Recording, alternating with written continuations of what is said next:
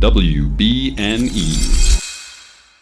Hello, and welcome to episode 63, all about Homeward Bound, Chapter 7, Book 6 of Return of the King, being the 63rd part of That's What I'm Tolkien About.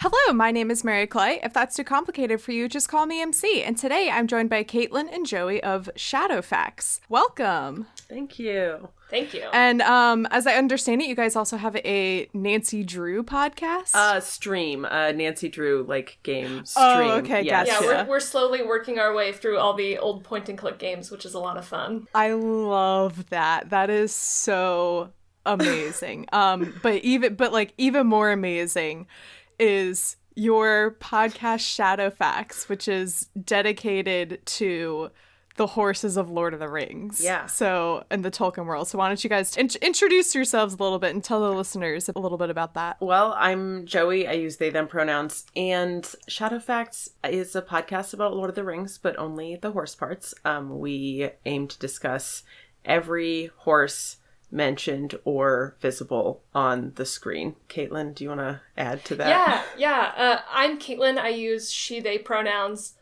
We came to this project because we both were horse girls in our younger days. We have loved horses all of our lives and Lord of the Rings, and it felt like kind of a natural intersection. What I don't think we understood when we kind of started on this journey is how much of a journey it would be. I tell people all the time in trying to do this, this feels like I'm writing my dissertation. It's the most serious academic undertaking of my life. Yeah. It's amazing. I think truly. After finishing recording episode 7 yesterday, we were at 240 something horses. Mm-hmm. And we've horses. named all of those horses. All of those horses have names. See here. So here's the thing: is Tolkien, if he were alive today, he would 100% love what you guys are doing because I he hope so. loved horses. Yeah, and I make fun of him so much for him, and we'll get a little bit of that in this chapter where we have a moment, a dramatic moment with Shadowfacts. Yeah. And he loved his horses. He does. And I don't know if y'all are on TikTok or at least watching TikToks, but there's this one sound that's really popular, and it's long silence, and then someone goes, "Whose horse is that?"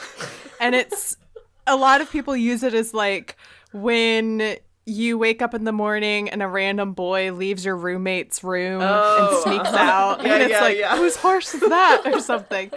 But every time I hear that sound, I think of Tolkien and how he was no, I need to insert these horses, and I need to name all of them, and I need to do XYZ because the people are going to be wondering whose horse is that if I don't go into extraneous detail about these horses. He saves a lot of his most kind of poetic waxing for horses, and also he has written, I think, arguably the greatest horse girl character in creation, which is of course Aragorn. Yeah, it's true. Oh, it's so great, so great. And then tell me a little bit about how you both got into Lord of the Rings. My dad read them to me when I was younger, starting with The Hobbit, and I loved them. I, made myself a cloak that I would wear when I walked to fencing class as a 13-year-old, Oh my God, you did fencing? Yeah. That's amazing. Caitlin did too, more seriously in college, but, and I would write later, little when I notes was in an Anglo-Saxon. adult. Right. And I have no excuse. Okay, fencing is cool though, and I would write. No, are you kidding me? That's very cool. Don't apologize for that. I would write little notes in Anglo-Saxon runes, and I got very into the nerdery of it all. Yeah. Yes, a pretty similar story. The Hobbit was the first novel I ever, full-length novel I ever read when I was a fourth grader. My parents, actually, the version of the book that I'm reading today is the 1994 binding that my parents bought for me to read. Aww. Who knows, chicken and egg, which came first? in terms of like loving Lord of the Rings and fantasy stories like that, like then kind of spinning out into both of our like lifelong love of horses, and we are both very much sword gaze. and here we are, years later. I even have the blade that was broken half sleeve. So perfect. We are in it for the long haul. Yeah. Perfect. Love it. I'm here for all of this. So we are here to discuss chapter, I think it's 7? Yes. Yeah, we just had difficulty with Roman numerals on our own podcast, but yes, 7. I struggle with it. I've been doing this podcast over a year now. I'm almost done with Return of the King. I still can't for the life of me read Roman numerals. Yeah, it shouldn't be this hard. Yeah. This is chapter 7, Homeward Bound, which all I could think of going into this was the movie Homeward Bound. Those movies were inappropriately sad for children. Yes! Like, why? Yeah. Why did they have to do that to us? I still have, there's like multiple Homeward Bound movies. I still have the scene with the golden retriever getting stuck in a mud pit. I'm too old. That's not true. There's nothing you can't do. I have nothing more to give Chance. And it's time for you to be on your own. But I want you with me. I love you, Shadow. You've learned everything you need, Chance. Now all you have to learn is how to say goodbye. That's playing in a loop in the back of my head somewhere. Like, it's just, it's too much. Like, why did filmmakers be like, hey, we're gonna make an entire generation of children inexplicably sad for the rest of their lives? I know, it's from the Don Bluth era where like anything goes, no matter how like dark and sad it is, like, this is children's media. Exactly. Mm-hmm. The good news though is that in this chapter there is not a single golden retriever stuck in a mud puddle to be found. I don't know, Mary and Pippin are here. That is true. They do very much have personalities of golden retrievers. That's very accurate. So they are now leaving, where were they? Rivendell. They've left Bilbo behind. Mm-hmm. Sad. I still think they could have carried him or something, but whatever. Yeah. Fine.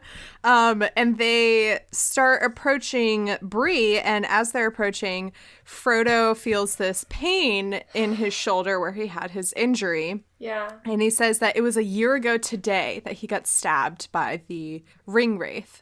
And it's just wild to me that, like, the pacing of these books for me is all over the place, because it starts off in Fellowship of the Ring in the Shire, and like 17 years pass. Yeah. And then they spend like 2 weeks walking, and it takes up the course of like 200 pages. And then eventually at one point, Tolkien's like, in the span of like one sentence, he's like, and 2 weeks passed. And it's like, no, you don't get to do that. Like, what's happening here? And then... yeah, the scale of it is so big. From the time that Two Towers starts to Return of the King starts, it's been about 2 weeks have passed. And that seems insane to me. Anyway, so like... Like very compressed, yeah. Yeah, so the fact that Frodo is like, it was a year ago today that I was stabbed, and he says, the wound aches and the memory of darkness is heavy on me. And Gandalf is like, yeah, there are some wounds that cannot be wholly cured. Yeah. Yes. Yeah. And Frodo says, he's like, yeah, there's no going back, and this will just always be with me, but let's continue onward. And this is he says, where shall I find rest? And then it says, Gandalf did not answer. Yeah, these lines of Frodo's are just like heart-wrenching to me. Mm-hmm. Like, though I may come to the Shire, it will not seem the same, for I shall not be the same. I am wounded with knife sting and tooth and long burden.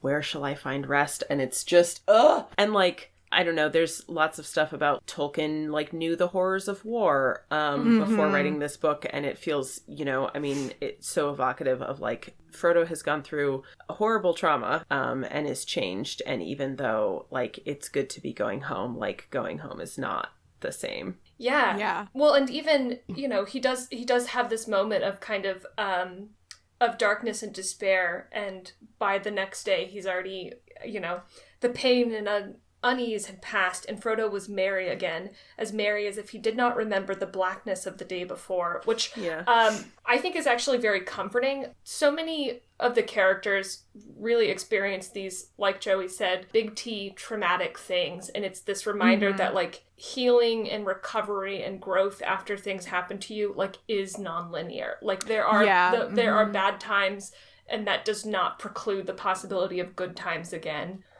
Yeah, this idea that, like, today might feel very heavy and dark and weighing on you, but that doesn't mean that, you know, you will still feel that same way when you wake up tomorrow.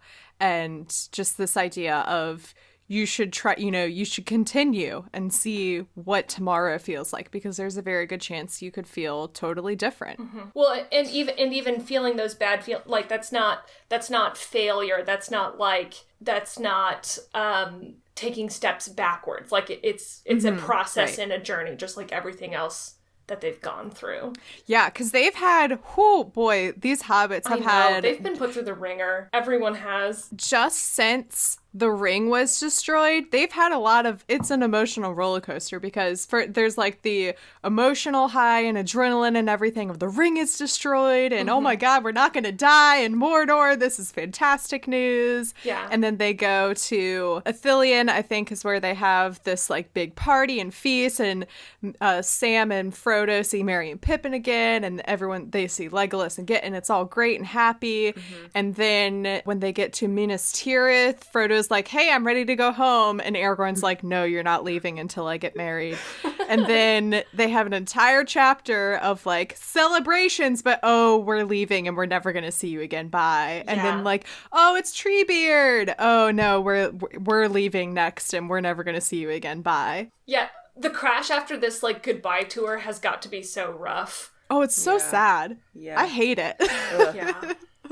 But the thing that makes I laugh at this point, just at the line, Gandalf did not answer. Yeah. And I'm like, that's very on brand for Gandalf. He's such an interesting character to me, because sometimes he is like so like deeply empathetic and like really gets people on an emotional level, and sometimes he's just so catty. Here I kind of read it two ways. Like, one, I think he maybe like has thoughts of his own that he's not ready to share yet, but I think I think he's troubled. You know, like, he doesn't know how to answer Frodo. Yeah.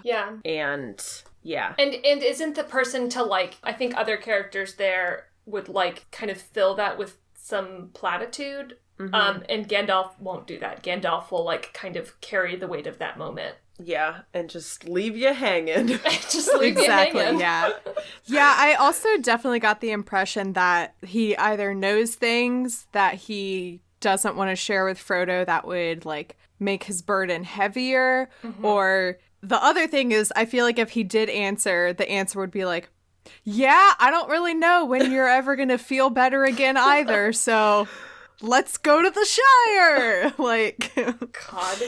But yeah, anyway, Frodo does wake up the next day, like we said, and he feels better, and they make their way to Bree, and the like guard and the gates in Bree are very on guard. Yeah. Whatever. That was bad. Whatever. I mean, we were talking about fencing, you know? That wasn't even like me trying to make a pun. That was just me being like, their guard is up, like, because I don't know, I don't have words. Yeah. Yes, they're very cautious because of everything that they've been through. And the other thing is that news of what has happened in Minas Tirith and over at Mordor and everything probably hasn't really even traveled all the way this way to the land. And they've probably only been able to like feel a change in presence and be like, oh, it doesn't feel as dark and depressing and, you know, impending doom hanging over us anymore as it did last week. This is, I bet good things have happened, but I don't want to, you know, just in case some black riders show up again, we got to be careful. And so because of this, no one in Bree is like, this just made me laugh because it says their hearts sank a little for they had expected more welcome. So no one in Bree is like standing there like, yeah, woohoo, everyone's home from war. Yeah, that like anonymity is so sad because they just like, the hobbits have given up so much, you know, kind of like on behalf of the larger good. And so for them to just kind of like slide home without fanfare is you understand why, but it's sad. Yeah.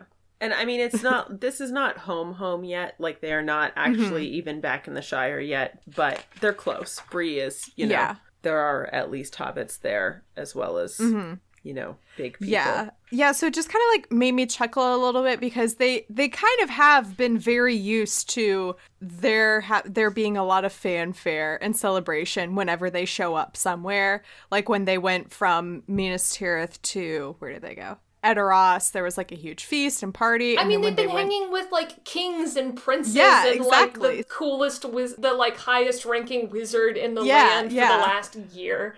And so to just like kick off down to the pub is like a little anticlimactic. Yeah. So like now when they're back kind of in their, you know, they're nearing their own land again and their own people and whatnot, it's just like, oh, hey, it's Frodo. Wait, wasn't his name Underhill the last time we saw him? What? The poor barman like cannot keep up with the intrigue. Oh my god. But anyway, they let them in once they see that Gandalf is there. They notice that Bill Ferny's house doesn't seem to... It seems to be like run down and abandoned, and they're like, I wonder what happened to Bill Ferny. And this is once again Tolkien being like, you may have forgotten this little detail, but I never did. When they were leaving Bree in Fellowship of the Ring, Sam has a moment where he throws an apple at Bill Ferny, which is hilarious. Yeah, it's one of our favorite Sam moments. It's one of our favorite Sam moments, Pippin says, "Do you think you killed him with that apple, Sam?" "I'm not so hopeful, Mr. Pippin," said Sam, "but I'd like to know what became of that poor pony. He's been on my mind many a time, and the wolves howling and all." And I'm like, Bill! Bill the pony, where are you, bro? I hope you're doing okay. Bill, come home.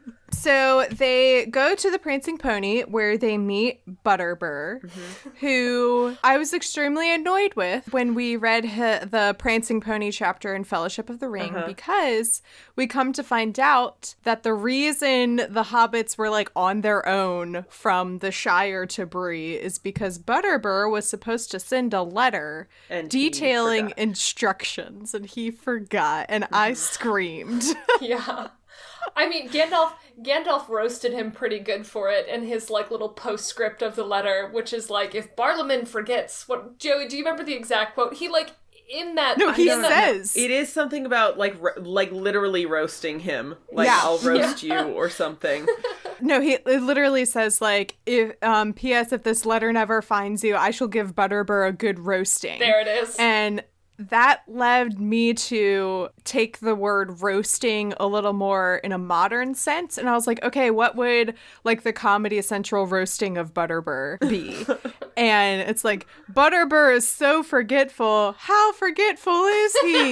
Yeah. Oh my God. So I was really looking for, and Gandalf even says a couple chapters ago that if they run into Butterbur, he's like, oh, well, I still have some unfinished business with Butterbur because I have to kill him. Essentially is what he says. We will have words. So I was very disappointed when they go to the Prancing Pony and Butterbur shows up and Gandalf is just like happy to see him and they have a conversation and that's it. There wasn't a single roasting of Butterbur. God. I was very disappointed in you, Gandalf. How dare you? Butterbur has kind of a dramatic entrance this time around too. Like you were saying, things have been amiss in Bree, and so they go in and Nob the Hobbit, which we could not get over that name. Like the match set of Nob and Bob, the two employees at the end, and like Nob is like, Mr. Butterbur, Master, they've come back, and Butterbur comes out with a cudgel, like ready to start. He's like, oh, they're back. Let's go. I'm ready, and then sees that it's Gandalf and the hobbits and is immediately like, oh. Yeah, he's like, Nob, you should have just said that it was friendly people. Like, I was here ready to cut a bitch. Yeah, like, but I love that, like, Nob instantly recognizes them and is sort of excited. Like, you know, a year ago, these travelers were here and it was like wild and it was like we were part of something, I don't know, sort of bigger and mysterious. And I've kind of been thinking about it since then and now they're back. Oh, that's a much nicer read on it. Like, I'm thinking of, like, my time waiting tables, and I would get people who would come in sometimes and be like, you waited on us last time! And it's like, do you know how many people I wait on? Like, no, I don't remember you. Like, move along. I also think it would be very hard to forget these 4 hobbits in particular, Yeah, and that's especially if they're being accompanied by, like, one of the 3 wizards in the world, and one of the wizards is gone insane and is now like an old homeless man and probably gonna die soon, hopefully. And then the other wizard is, I don't know, we've never seen him. Yeah. I don't know him. Yeah, I mean, we see him like once and then he's gone. Yeah, so so Butterbur is like, oh, come in. Like, he orders Nob to take everyone's horses to the stables, and is like, but Gandalf, I'm sure you will take care of your own horse because you don't trust anyone to handle Shadowfacts. Yeah. And they all kind of take a moment to rest because Butterbur is like, no one's been here, so all of the rooms that you had before are Take your free. pick. Yeah. And he's like, I'm sure you're tired, so we don't have to talk. And they're like, nope, we're just hungry and cold. So once we're, warm again and we have food, let's chat. And they ask for some pipe weed. Yeah. And this is when I was like, oh no, what's going on in the Shire? Eyeballs emoji. Yeah. Yeah, he says that's just the thing we're short of, seeing how we've only got what we grow ourselves, and that's not enough. There's none to be had from the Shire these days. What? That's not a good sign. That the Shire's like main only export is weed, and if they're not growing any, something's bad going on there. Yeah. But I'm sure everything's fine. I'm sure it's fine. it's like, we're not gonna talk about that now. We don't have time to unpack all of that. No, we don't have time to unpack all of that. And then Butterbur starts talking about all of the things that have been going on in Bree since they left. And he says that, like, it's been really hard here, and there have been a lot of people here who died for one reason or another. He explains that, like, Bill Fernie and Harry Goatleaf, he says they came in on the stranger side and they've gone off with them. And it's my belief they let them in. So some kind of enemy came into Bree and ransacked everything, from what I understood. Yeah. And Harry is the guard when basically. they like first come in to Bree. There's a new gatekeeper, and Gandalf asks, "What about Harry?" And that gatekeeper is like, "Oh, you'll have to talk to the barman about it." Oh, okay, Wow, I yeah. had forgotten about that. I was very confused when Gandalf was just like, "Where's Harry?" And I'm like, I don't know, maybe Harry in a must- cupboard under some stairs somewhere. I don't know. Harry, I honestly don't remember. Harry must be who like let them in back in Fellowship. Because once again, we've forgotten a lot of details. Right. Tolkien would never. Right. He has his little notebooks. Yeah. Yeah, and now they're out there like living like brigands in the woods, just like robbing people. Yeah, and it's kind of this, and Butterbur also talks about and says that, like, oh yeah, well, no one comes to bars anymore, and there's not this same like jovial attitude that everyone had when you were here a year ago, and things are very different. And kind of like we were saying earlier, it has to do very much with the realities of war, and like, just because you come home from war, it doesn't mean that things go back to normal and it's all happy days from here on out. There are still a lot of like harsh realities that you don't realize don't just magically end when the war ends. Yeah. Well, and we had started to see that beginning to affect Bree when they were through the first time a year ago. Like, there's a line where there's refugees from the south who are fleeing what we know is fleeing from like Mordor and from Saruman, but like the people in Bree don't really know what they're just like. There's people fleeing from troubles in the south, and we don't really want to take refugees here. And Bill Fernie actually is like, the thing about refugees is like everyone deserves a place to make their home. Like, if that's here, so be it. So we started to see the seeds of that, a year ago, and now that's kind of fully come home to roost. And the vibes are rancid here. Yeah, not that I know that this is not what you're implying, Caitlin, but just to clarify that it's not like bad because refugees came, but that there were all of these signs early on of trouble things were about Mm-hmm. to change, and that this didn't happen overnight. It's the natural consequence. Yeah, that trouble farther away was like beginning to impact things, you know, in Bree and the edges of the Shire.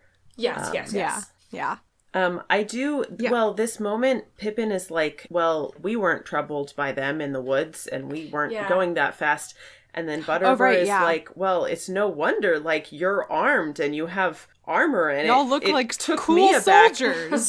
And Yeah. I don't know, I love this, like, then the Hobbit suddenly realized that people had looked at them with amazement, not out of surprise at their return, so much as in wonder at their gear. They themselves had become so used to warfare and to riding in well-arrayed companies that they had quite forgotten that the bright mail peeping from under their cloaks and the helms of Gondor and the Mark and the fair devices on their shields would seem outlandish in their own country. Right. Yeah. Yeah. I had that same quote highlighted too, because it's just like, once again, the things that they've gotten so used to that now seem so weird and stick out as being like not normal now that they're approaching their own home and their own land. Yeah, they've changed so much. Mm-hmm. Yeah, and so Butterbur makes the note that like, well, yeah, everyone's like, you've kind of like low-key scared everyone off because they think that you're some like hot shots coming in to take over or whatever. Some fierce hobbits. And it's like, LOL, you thought. Yeah. And he also mentions shoot, is this what I mean? Right, yeah. He mentions, he's like, oh yeah, things have changed a lot since you left with Strider. And it's like, oh, you don't know who Strider is. Yeah. That's funny to realize. And he talks about like all the lands have been disturbed here. And Gandalf is like, oh, don't worry. A king has come back and he will make everything good again. And and Butterbur goes, Gandalf is like, this guy is good. He's going to fix everything. Butterbur says, does he now? Though I'm sure I don't know why he should, sitting in his big chair up in his great castle hundreds of miles away and drinking wine out of a golden cup. I shouldn't wonder. What's the pony to him or mugs of beer? Not but what my beer's good. Wait, that sentence didn't make sense. Not but I'm gonna skip that sentence. Whatever. Point being is he's like, oh, this guy doesn't care about the prancing pony. Right. He's never been here. He's not from here. He doesn't get it. Yeah. And oh, it's so funny. Sam is like, but he says your beer is always good. Like, that's what constantly makes me laugh about so much in this book, with all of these different characters having their own like separate adventures and stuff, is that they don't know the things that us the reader knows. Right. So it's very funny in moments like this where Butterbur's like, what does the prancing pony even matter to this king who's probably just sitting up there on his throne, whatever. Sam's comment is hilarious. He's like, oh, but the king loves your beer. Well, and Gandalf too being like absolutely unnecessarily cryptic. Like he says in response to Butterbur, he says, he will, said Gandalf. He knows it and loves it, and then does not expand on that at all. Just absolutely leaves him out to dry. Yeah, it is Sam who finally says, of course he does. He's Strider, the chief of the Rangers. Haven't you got that into your head yet? And it's so funny because, like, to us, it's very obvious that, oh yeah, Strider became king. Yeah, duh. But for Butterbur and all of the other people who encountered Strider, when Aragorn was deep into his ranger days and, hadn't washed or brushed his hair. Oh my god, yeah. Was covered in filth. That rangy guy is the king? Excuse me? Yeah. Exactly. Old Longshanks himself? Yeah, and he says, oh, I forgot that was one of his names. Aragorn. That's what we love to call him. It feels like a come on every time, so it's deeply weird to me that everyone is just like, hey, what's up, Longshanks? So, okay, back when, I'm 99% sure it was Aragorn. When Aragorn is introduced, he's described as wearing supple leather boots. I know. We also believe me, we talked about that. Yeah. Thank you. Yes. Because I remember like having zero, whenever I brought this up with people or my guests, Getting like zero reaction No, and them just being like, "You're weird." We No, are very we finely absolutely tuned for the romance moments in these books. And I'm joking about it. No, and it made me laugh because the use of the word, if he had just said leather boots, Supple. okay, fine, whatever. But the fact that he used the word supple, in my mind, it suddenly became he's wearing thigh-high boots. Exactly. Hell yeah. And like no Longshanks pants. with the Supple leather gators. boots over them Longshanks. Oh my god, Longshanks.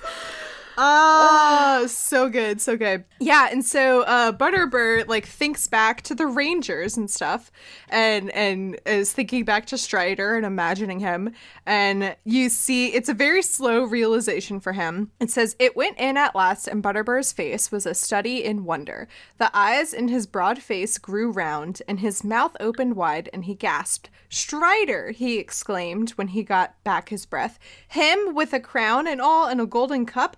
Well, what are we coming to?'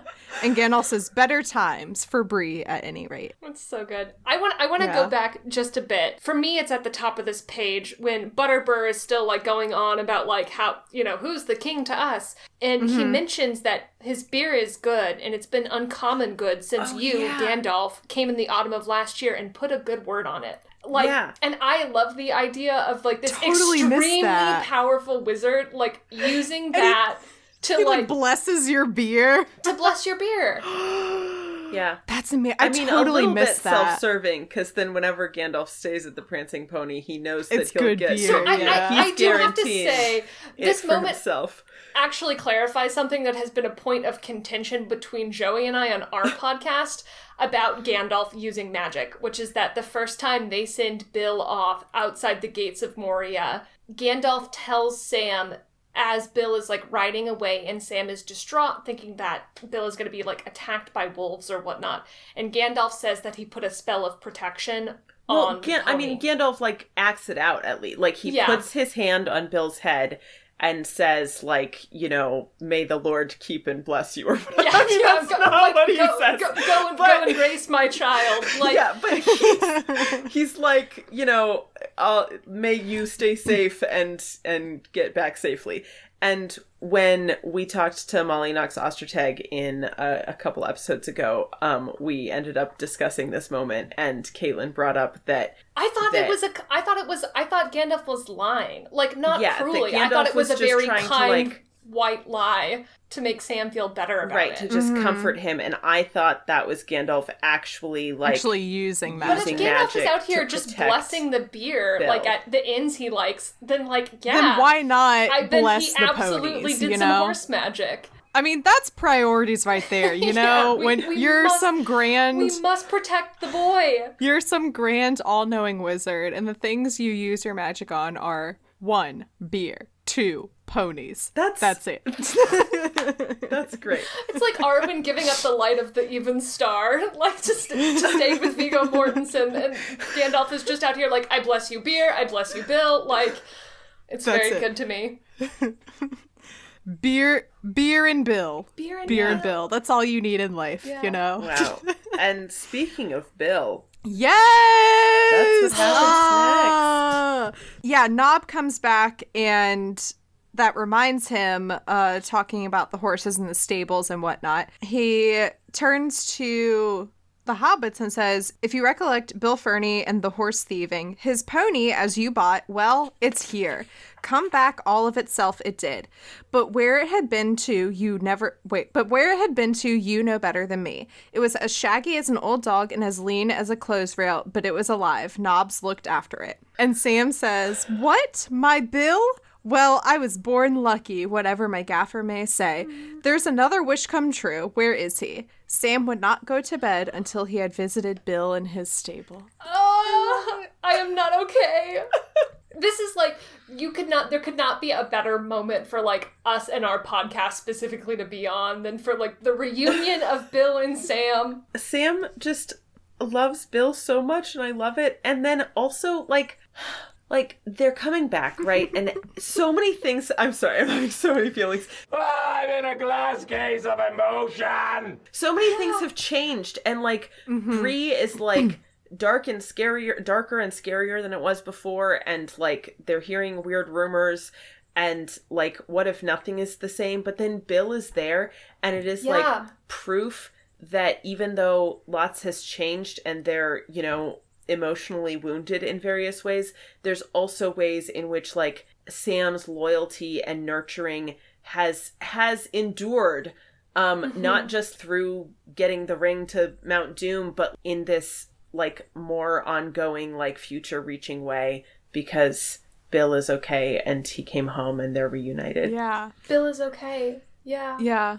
Especially because the previous chapter is called Many Partings, and there were many partings indeed. Yeah. And then later in this chapter, Gandalf leaves us. Okay, whatever. Yeah. So it is nice that like we have a reunion, at least, you know, with all of these people leaving us, we at least get to see Sam and Bill reunited once more, and to know that what I want is a spin-off, kind of like a Rosencrantz and Guildenstern Are Dead thing, but I want it with Bill the Pony, and it's Lord of the Rings told through the eyes of Bill the Pony. Yeah. And it follows him from the point that I guess he is bought by the hobbits when they leave Bree, and shows like his journey after they have to leave him outside of Moria. Yeah. And him journeying back to Bree. Oh. And like but like I don't know. I know it says that he was shaggy as an old dog and lean as a clothes rail. So I don't want it to be a sad thing where we show him like fending off wolves or, you know, running, like being sad. I just want it to be like a funny thing of like, we flash forward and there's, you know, Gandalf fighting the Balrog and they're running from Moria, and then we just cut to Bill the Pony and he's just like chomping eating some grass. Yeah. And then, like, we cut to everyone in Lothlorien mourning Gandalf and blah, and then cut to Bill the Pony, and he's, like, standing on a cliff, like, oh, I guess I can't go this way, and he just turns around and goes down a different path. It's that meme with, like, the different sizes of books. It's like Lord of the Rings as it is, tall book. Next one, tiny little book, Lord of the Rings, if Lord of the Rings were about Bill the Pony. Yeah. Because he goes in the first part of that journey and then just moseys his way back home. A popular version of that meme is always like, you know, Lord of the Rings normally, and then the small book is like Lord of the Rings if blank had an AK or whatever. Yeah, if 47. Merry and Pippin had a gun. Yeah, right. And it's like, yeah, exactly. And it was, Lord of the Rings if Pippin had a gun. Oh, God. Lord of the Rings if Butterbur had sent that damn letter. Well, actually, it wouldn't be that much shorter because the hobbits just would have gone straight to Bree. It's true. And it would have just cut down the first half of Fellowship of the Ring, and that's it. But whatever. I mean, the worst part is I feel like Butterbur is relatable here. Like, I am very bad at keeping track of pieces of paper as well. So like, it's nice to know that my self-insert is in here, which is the bumbling, like, absent-minded barman. Yeah. Yeah, and he even like does that again when Nob walks in, and he like turns to the group and he's like, I don't know what I was going to say to you. I've forgotten whatever whatever. Yeah. Oh, hey, Nob, how were the horses? Oh, yeah, that's it, the horses. So the next day they wake up and it's a much more jovial, happy celebration now because people are coming to see Frodo and everyone and Gandalf now that they've learned that, like, oh, these aren't some big shot soldiers. It's just the hobbits. Mm-hmm. And they ask, oh, wait, shoot, I forgot to mention when Butterbur comes to greet them, he might not even be able to find it exactly, but he looks at Frodo and he's like, oh, come in, Frodo, or shall I say Mr. Underhill? I've forgotten what your name is. And I just loved that moment because it's a little dig, because when they first get to Bree and they go on the prancing pony, Frodo's like, okay, guys, we're gonna lay low. Everyone's gonna call my name is not Frodo Baggins. It's Underhill. got it? And they're all like, got it. And then cut to like 30 seconds minutes later, right, yeah. they're all drunk. Merry and Pippin are like, yes, we're traveling with our friend Frodo Baggins, and he has this ring. And then Frodo's like, oh, I have to shut them up. What do I do? Jumps on table and starts singing. They're so dumb. Anyway, and from that very rambunctious night of drinking and like loud conversation that everyone in the bar could overhear, all these people remember them from that night, and they ask Frodo, oh, are you going to write your memoirs that you were talking about? And Frodo's like, funny you mention it. I actually didn't write them. My uncle did, and I took all of his notes. So coming soon to a Barnes & Noble near you, I guess. It says, then one of the younger folk called for a song, but at that a hush fell and he was frowned down and the call was not repeated. Evidently, there was no wish for any uncanny events in the common room again. It's so funny, but you can also, like, you can so clearly, like, picture the, like, tension, and that room is, like, it's like the thing where, like, someone says something and everyone else, like, immediately breaks eye contact, like... Don't look at him. Yeah. Don't look at him. Don't look at him. We don't know him. I don't know, just, like, thinking about, it's been a year, right? So, like, the life that these, you know, Bree folks have lived in that year. Yes, like, things have changed, and there was, like, a big fight, you know, prior to New Year's Eve or whatever, but a lot of it has just stayed the same. Like, there's been, like, 2 notable events since then. And so, like, that night that something weird happened and no one really knows, but they don't really want to talk about it, it's still, like, fresh in their memories. Because it was, like, one of, like, 3 things that happened in the last year.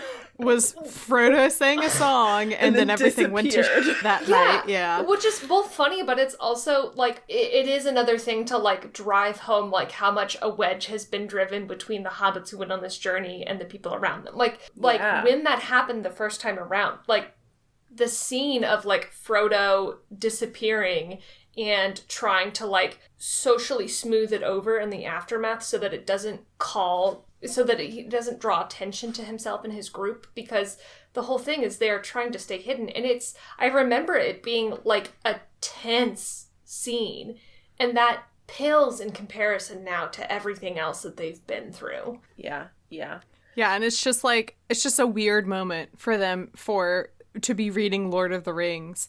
And then it says, a call for one of the younger folk called for a song, but at that a hush fell and he was frowned down and the call was not repeated. The fact that in Lord of the Rings someone was like, sing a song, and it doesn't happen. I was like, yeah, I know, because everyone has, like, 4 ballads in their back pocket that they are ready to bust out at a moment's notice. Literally, like, the amount of times no one asked for a song. Yeah. And we got one anyway. And then, like, the one time someone is like, sing! Everyone else is like, no. Don't do that. Yeah.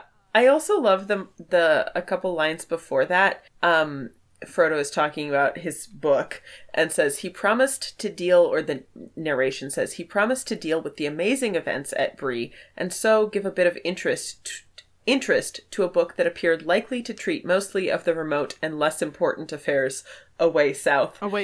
And it's just, I mean, it's such a, like, you know, small town thing. Like, all they care about is the stuff they know, of course, like what's familiar to them, and all of the, you know, huge, like, major events of the book and the journey are like, oh yeah, that's like other people's stuff, doesn't concern us. Yeah. He's like, he wants to make sure that everyone there knows. He's like, don't worry, I'll talk about you. Meanwhile, he's like, oh my god. The big story here in Bree. They get ready to leave because obviously, like, at any given point, Frodo's like, this is fun and all, but I want to go back to the Shire. Yeah. I'm ready to go home. And they say goodbye to everyone. They say goodbye to Butterbur. And Bill the Pony is with them, of course. It says, as before, he had a good deal of baggage. That they're still like, oh, great, we have Bill. Great, carry our stuff again, please. Yeah, what was the line from Fellowship when they first get him, when he's still, like, underfed and like, doesn't have much personality or even a name yet? The line that Sam has is they gave him as much baggage as they had the heart to give him, which is so good. And they start talking about what Butterbur mentioned with the Shire and the pipeweed and the shortage that's going on. And they're like, oh, geez, that's not good. I guess we'll have to figure that out when we get home. And Gandalf is like, well, that's for you guys to deal with, because I'm not coming. And I'm like, Gandalf, no! The timing of this is a little rough. He says, I'm with you at present, but I soon shall not be. I'm not coming to the Shire. You must settle its affairs yourselves. That is what you have been trained for. Do you not yet understand? My time is over. It is no longer my task to set things to rights, nor to help folk to do so. And as for you, my dear friends, you will need no help. You are grown up now, grown indeed very high. Among the great you are, and I have no longer any fear at all for any of you. Yeah. Oh. What? So on one hand, I'm like, oh, that's very sweet to be like, he's gone from like single-handedly yelling at each and every one of these hobbits for being stupid hobbits all the time. Yeah. To now being like, no, you're grown up and you can handle these things on your own. Yeah. But at the same time, I'm like, Gandalf, you've only been Gandalf the White for like 3 months, maybe. I don't think your time is over. I think you can't retire yet. You still have to come help us out with a couple things, okay? Yeah. Okay. It's satisfying, but like in a very bittersweet way. Mm-hmm. Like, I think a thing that like runs through these books is that at the end of the day, ultimately, you can't opt out of the affairs of the world. And the myth of other people, the idea that other people are more qualified to deal with them, or that it's only for like the quote unquote great men, is not true. And so it is very satisfying for it to like, you know, to come back to this, you are the people to like fix the problems in your own community. Like you have that power, you have that skill. It is very satisfying, but it's sad to know that Gandalf won't be with them. Yeah, I don't know, this passage is really interesting to me because often Tolkien's writing feels, I mean, it's fantasy, but there's a lot of like realism. Like, you know, we get a lot of just regular conversations between people, and I don't know. And then here it feels so parable-like. We are suddenly in like moral of the story fairy tale land. Yeah, I don't know, just that is what you have been trained for, and do you not yet understand my time is over? It feels extremely religious. It feels like Jesus being about to like ascend after being resurrected and talking to the disciples and being like, yo, like I'm leaving. It's your job now to go out and like spread the word. And Tolkien has said he was not writing an allegory, like this is not Gandalf is Jesus, but Tolkien was religious, obviously, like all of that stuff influenced him. Yeah, I don't know. Yeah, I agree that like this is what you have been trained for feels weird because like it was never about them being trained. It's about exactly. them being the people who happen to be there in the moment, and like that's kind of the point of it. Is like that's the point of Frodo. Is like he was just the dude whose lap it landed into, and like still had to like step up and deal with it. So that line does ring a little weirdly. Yeah. All because of his kooky uncle. Yeah. Like, poor Frodo having to deal with Bilbo's issues that, like, Bilbo's like, I'm going on an adventure, steal some treasure, and then he's like, I'm gonna off to Rivendell for the rest of my life, and that's it. Yeah. Oh, to be Bilbo Baggins. Have fun with my inheritance. Oh, you thought it was Baggins? Okay, good luck with that one. Yeah. Bag end, more like baggage. And then Gandalf says, but if you would know, I am turning aside soon. I'm going to have a long talk with Bombadil. Such a talk as I have not had in all my time. He is a moss gatherer, and I have been a stone doomed to rolling. But my rolling days are ending, and now we shall have much to say to one another. And this one I was like, show us Gandalf and Bombadil. Show us Gandalf. I knew he wasn't going to, but I was like, show us Gandalf and Bombadil. I need to see this. Personally, I need no more screen time with Bombadil. I am not a I Bombadil love fan. him. Caitlin I hates love Bombadil, but Bombadil. I love him. I wouldn't say Thank that I you. hate him anymore. Like, I definitely hated him as a younger reader of the series, and this time around, the ardor has cooled, and it's more like, I don't enjoy this section of the book very much. But, like, in my mind, this is absolutely Gandalf going to, like, dress down Bombadil for his, like, complete... for being indifference, for his apathy. probably being the most powerful entity in all of Middle Earth, probably even like more powerful than Sauron. Yeah. But we don't know because Tom Bombadil is like, nah, I'm gonna stay in my forest. Yeah, honestly, And that's actually, it. I kind of wonder if, because when Gandalf comes back as Gandalf the White, it's not just like, oh, Gandalf, it's not like you had an extra life and now you get to, like, come back and try it again. Like, Gandalf changes. Like, he falls out of time. Like, he, in coming back, is being closer to Tom Bombadil than he was in his previous life. So maybe this is now they can speak more as, like, equals or have more to say to each other because of that serious change. But I do want to believe it's Gandalf being like, bro, we could have used you. You could have helped us just a little bit. I understand that, but I also feel like Bombadil is like he's just like the force of existence or life, and that's not like an entity Confidence alive. that has a will to, I don't know, to act in that way. He just is, and it's really weird to try to wrap your brain around that when we think of, well, everyone is a person, but like Tom Bombadil isn't a person, he's a metaphor. He's I just call him an enigma. He is an enigma, and that is it. Yeah, I definitely think, like, textually, this is more about, like, Gandalf, who has fully pierced the veil, like, going to have a conversation with the only other person in Middle-earth who has experienced what Gandalf has. Like, not even Elrond, not even Galadriel and Celeborn have, like, experienced what he has experienced.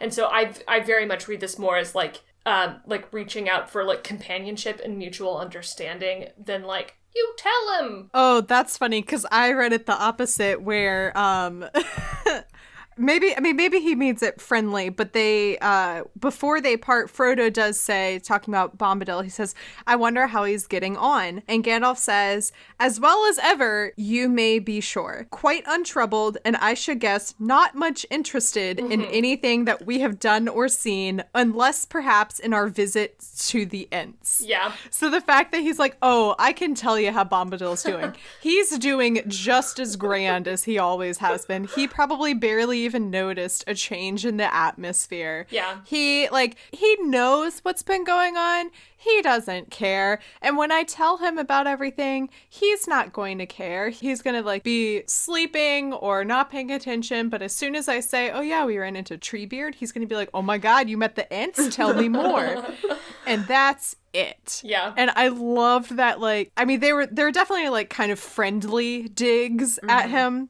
Nothing, I think, with, like, true anger or anything behind it. Yeah. But, like, that's just Tom Bombadil, man. Yeah. True. Yeah. Man, but it says they came to a point on the East Road where they had taken leave of Bombadil. They hoped and half expected to see him standing there to greet them as they went by, but there was no sign of him. Yeah. I was like, Tolkien, you coward! Yeah, well, yeah, because that part of Fellowship is, like, they're so alone, and they have so many troubles, like, right out of the gate, and Bombadil is, like, the early place of refuge for them, which is always interesting, because that's not how I remember him. I do think there's something here about Gandalf. Like, Gandalf has been doing a lot, right? He's been, and I don't know, I'm reading the third Earthsea book by Ursula K. Le Guin right now, and there's a line in there about, like, being versus doing, and I feel like Gandalf is like, his doing is coming to a close, and he's excited to do some being now. Like, he just wants to, like, exist. He wants to retire. And that's what Tom Bombadil does. He just exists. And that's, like, that's the draw there. Yeah, that's a great parallel. So as much as I've been making fun of Tolkien for dragging out the ending of this book, Yeah. he's set up this formula that like they've been revisiting all of the places they stopped along the way to their journey to Mordor, and they have been revisiting all of the people that they met. Like they met back up with Treebeard, and they saw Saruman again, and they saw Butterbur. And if you're gonna set up that formula and just do it, just follow through one last time and have them see Tom Bombadil again. And like, I understand that probably would have added an entire other chapter. There would have been like 17 more songs. Actually, I don't know. A part of me suspects, because this chapter is so short, a part of me wonders if in his initial, like, first draft of this part of the book... It's on the cutting room floor somewhere. Yeah, did he write, like, was this chapter another 10 pages because they do meet Bombadil and they have, dinner and sit down and smoke some weed with him and chat and catch up, and then they're on their way, and then the editors were like, dude, you gotta keep this book moving. You're almost there, but you gotta keep moving. And he's like, fine, we'll cut out Bombadil. My extra canonical belief here that as they're like walking through the forest on the way back, they keep hearing snatches of what they think are Tom Bombadil's song through the trees, and like stopping to listen and finding that it's actually birdsong or the rustling of leaves. But what is birdsong or the rustling of leaves other than actually Tom Bombadil? You're walking in the woods. There's no one around and your phone is dead. Out of the corner of your eye, you spot him. Tom Bombadil. Tom Bombadil. Tom Bombadil's real song was the God. However, I also like to think that maybe Tom Bombadil, he could like see them approaching. He like turns around. He's like, "Oh crap!" and he like runs to hide so that he doesn't have to talk to them. Go Barry, we're not home. No one's home. So, Gandalf leaves. Yeah. He says, goodbye, dear friends, not for the last time, not yet, goodbye. He turned Shadowfacts off the road, and the great horse leaped the green dike that here ran beside it. And then, at a cry from Gandalf, he was gone, racing towards the Barrow Downs like a wind from the north. Wow. And that's goodbye to Gandalf. He always describes... Goodbye to Shadowfacts. Goodbye to Shadowfacts. He always describes Shadowfacts That's true, yeah. in terms of, like, flying or about like wind or birds, or like an arrow, like released shot from an arrow from the bow. And then these last lines, these ones got me. It like totally 100% describes what I'm feeling at this point in the book and at this point in the chapter too. Yeah. Well, here we are, just the four of us that started out together, said Merry. We have left all the rest behind, one after another. It seems almost like a dream that has slowly faded. Not to me, said Frodo. To me, it feels more like falling asleep again. And that's where the chapter ends. Yeah. Dang. Short, but full of good stuff. Yeah. Mm-hmm. Yeah. Mm-hmm. It is this incredible, I don't know, like Tolkien has built this story and like by adding more and more and more, and then we're deconstructing it, like taking pieces off one by one. And now we're down to like the base layer again. And I don't know, it has this, shape. Yeah, it's very, someone, I think it was my guest who I had on for mini partings pointed out that they say goodbye to everyone basically in the order that they met them, like in reverse order. Mm-hmm. And it's those like small things that when you look back and it like adds so much more like weight to it, I guess. I don't know, but like, yeah, it's just so weird because you never see, in so many stories, you never see this like reverse journey home.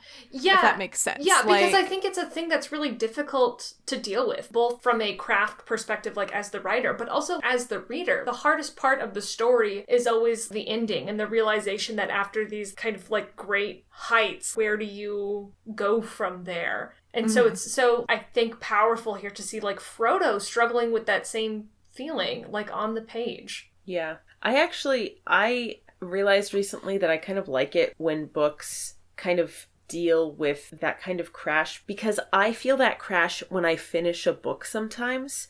You Yes, know, absolutely, yeah. like you finish the book and there's like this big climax and then it's over, and it's kind of nice to be able to like process some of that feeling like with the characters who are also processing those feelings of like the weird like denouement crash. Yeah, and... it's the drive home from summer camp, you know? Yes. Yeah. Exactly, yeah. Yeah. All right, so Caitlin and Joey, this brings us to the end of the chapter discussion. Is there anything that we, like, glossed over, or any, like, random thoughts that you didn't get to share? I'm worried. Do you think we adequately expressed our love for Bill the Pony? I need everyone to know. Sam? Don't worry, I do too. I love him too. I wrote in my notes in all caps, Bill the Pony is here? Question mark, exclamation mark. He's alive? Question mark, exclamation mark, exclamation mark. This is the best possible news. Yeah. So, don't you worry. Yeah. I was just gonna say, it does strike me like we don't get a lot of like party members talking to each other in this chapter. Yeah. Most of their sort of like interiority is hidden at this point. Like, we get, you know, a little bit of Frodo, like his exchanges with Gandalf, and then this little exchange with Merry and Frodo at the end. But I don't know. I mean, we're not... It's very, like, external. Yeah, about we're not the things here... that are happening around them. Exactly. We're not here in our reread yet, so I'm curious to see, you know, like, how much that happened in the previous chapter and how much that happens in the, you know, the last couple. But that's the thing I, like... This felt like a good chapter to me, but I want more of, like, them talking to each other. And, yeah, I don't know. I'm just... Yeah, I totally get that. It is interesting to me because, like Joey said, we're not here yet in our reread. We're still in Two Towers.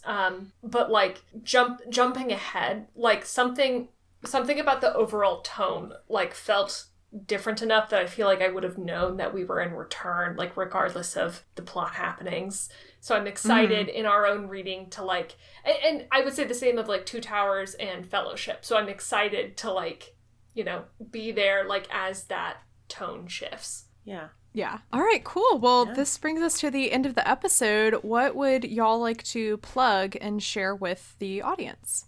Probably Shadowfacts. Yeah. You can find us on Twitter at Shadowfacts Pod. That's facts as in FACTS, or horse treat sized pieces of information, as we like to say.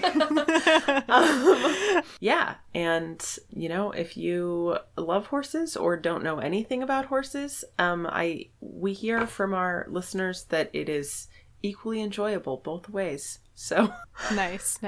And then is there anything that you guys would like to recommend that you are enjoying that you think other listeners might enjoy? So whether it's a TV show, a book, a movie. Yeah, listen to Friends at the Table.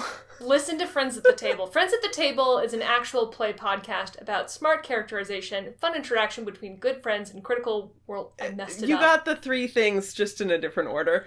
Friends at the Table is a really incredibly done actual play podcast where people play tabletop role-playing games in real time. It is the most foundational piece of media I have encountered in my adult life. It's incredible. And that's awesome. Yeah, seconded. Yeah, I would recommend you start with Marielda, which is a short arc about trying to heist God in a, like, fantasy setting. Yeah, it's nice. It's perfect good stuff. It's good stuff. Awesome. That's What I'm Talking About is a proud member of WB&E. You can learn more about the network by going to WB&E.org, where you will find all of our other shows, like Late to the Party. In a world not unlike our own. It is a balmy 80 degrees in Miami, Florida. I'm chaotic neutral tiefling monk. I don't recall there being tieflings in Miami. Now you know that hammer toss isn't an actual hammer, right? It is in this universe. Okay. No, it's a big ol' hammer. It's a big ol' sledgehammer. Where magic and monsters run rampant.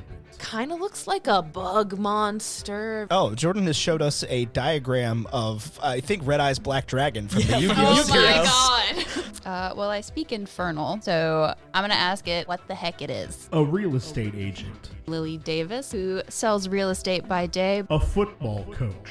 I love you. Don't touch my flowers. A failed actor. I am a former Broadway star. And a teenager. sunny days, a student in college, crazy, right? Must save the world. And you're waving your clipboard back and forth, and Do I feel my clipboard connect with something? yes. Coming March 23rd to WBNE. Late to the party. The cover art is by Graphite, aka Vaishon Brannon. You can support him on Instagram at graphite.vmb. You can find the podcast on Twitter and Instagram at TolkienAboutPod, and you can also join the Facebook group. You can find me on Twitter at MCWhat'sUp and on Instagram at MCTurnedDownForWhat. You can become a supporter of the podcast by going to patreon.com/TolkienAboutPod, where you will find a variety of tiers and financial support for whatever your situation is. And you can also become a sponsor of the podcast, like Clark. Clark, thank you so much for being a sponsor and supporter of That's What I'm Talking About. I appreciate your continued support very much. A couple weeks ago, the discussion question was, who was your favorite couple in fiction? Casey in Discord said Eleanor and Chidi from The Good Place. Yes, duh, of course. Trevor on Facebook said Holt and Kevin from Brooklyn Nine-Nine. Yes, of course, duh. Beth on Twitter said Lizzie Bennett and Mr. Darcy from... Oh my god, why can I not remember the name of this dumb book? What? Okay, my brain is blanking. I don't know what. I know it's a book that I probably was supposed to read in high school, and instead I read the Spark Notes. Is it Pride and Prejudice? That's it. It's Pride and Prejudice. Good lord. And then Lauren on Instagram said Percy, and Annabeth from Percy Jackson. So inspired by our favorite boy, Bill the Pony, who is your favorite animal in fiction? We're just going to keep it nice and simple this week, y'all. Who's your favorite animal? Yeah, that's it. Thank you. Cool. So all that being said, do you guys have any parting words for the audience? Be more like Bill the Pony? Be more like Bill the Pony. And that's what I'm talking about.